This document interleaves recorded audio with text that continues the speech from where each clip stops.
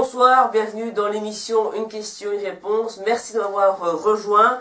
Nous allons aujourd'hui comprendre comment sont fabriqués les crayons. Voici l'émission du mercredi 6 juillet. Plumes et papier coûtaient si cher au 19e siècle que les écoliers écrivaient sur des tablettes en ardoise de couleur noire. Plus tard, l'ardoise fut remplacée par des matériaux synthétiques, souvent verts, pour un confort visuel, mais l'objet conservera son nom. Voici la question du jour.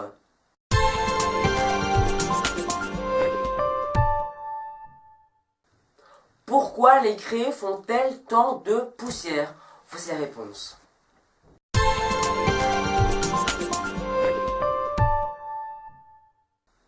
Les crayons font de la poussière parce qu'elles sont fabriquées dans une roche du même nom qui est réduite en poudre. Les petits bâtons qu'on utilisait pour dessiner des marelles sur les trottoirs, sont en fait au départ d'un grand rocher de calcaire qui a été taillé et passé dans une meule.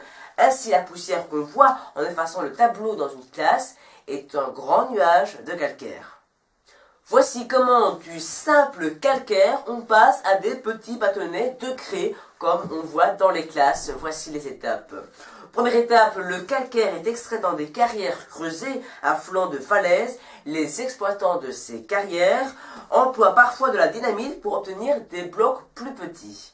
La deuxième étape, les blocs de calcaire passent dans une meule qui les réduit en une poudre aussi fine que le talc pour les bébés.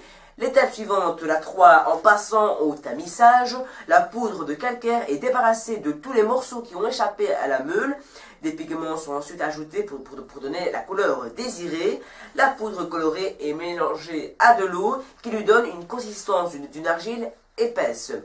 L'étape 4, cette pâte épaisse est façonnée en forme de bâtonnet. La cuisson au four de ces derniers dure environ 4 jours.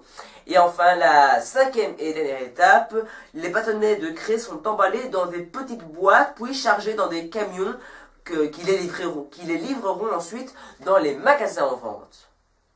C'est déjà la fin de Une question, une réponse. Merci beaucoup d'avoir suivi cette émission. On se retrouve pour le journal du samedi 9 juillet de 20h à 20h30 et juste après pour une nouvelle émission Une question, une réponse avec le sujet pourquoi le papier est-il recyclé. On verra aussi évidemment les étapes du recyclage. Une excellente émission qui pourrait vraiment être intéressante. Je vous souhaite une excellente fin de soirée et on se retrouve samedi avec toujours grand plaisir.